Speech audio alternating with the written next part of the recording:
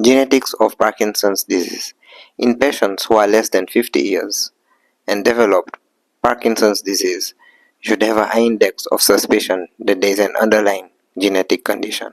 The first gene we are going to talk about is the alpha-synuclein gene. The SNCA gene encodes the protein alpha-synuclein. The alpha-synuclein gene is involved in synaptic transmission. This kind of patients usually present with dementia, central hypoventilation, and dysautonomia. If you remember, this kind of phenotype behave like the MSA and DLB. These are all alpha synucleinopathies, and therefore you can see that there is some similar presentations. The second one we are going to discuss is the Parkin gene. This gene encodes the E3 ubiquitin ligase. This is an important protein which is involved in degradation.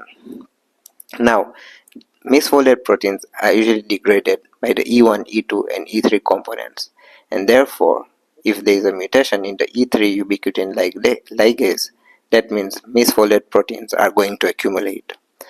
This is a special kind of mutation because this kind of patients usually present as young onset levodopa responsive. So we call this as autosomal recessive young onset LD responsive patients. These kind of patients have increased reflexes, they have a leg tremor and a sensory neuropathy. This is an axonal variant of sensory neuropathy. And as I said, they are levodopa responsive and therefore they can easily get levodopa induced dyskinesia. The third gene is a PINK1 gene, which is transmitted as an autosomal recessive mutation. The protein encoded is putative serine kinase, which is involved in degradation of abnormal mitochondria and therefore mitophagy. This kind of patient again present with levodopa-induced dyskinesia because these patients are levodopa responsive. Another mutation is a DJ1 mutation, which is transmitted as an autosomal recessive, encoding the protein DJ1 protein. This scavenges reactive oxygen species. As above, these patients are young onset, levodopa responsive, and therefore likely of getting levodopa-induced dyskinesia. Importantly, this kind of patients usually develop a PD and ALS phenotype.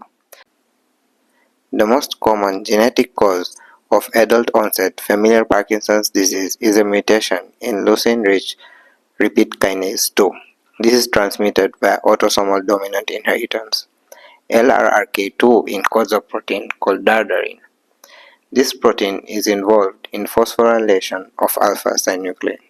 Dardarine means tremor, and therefore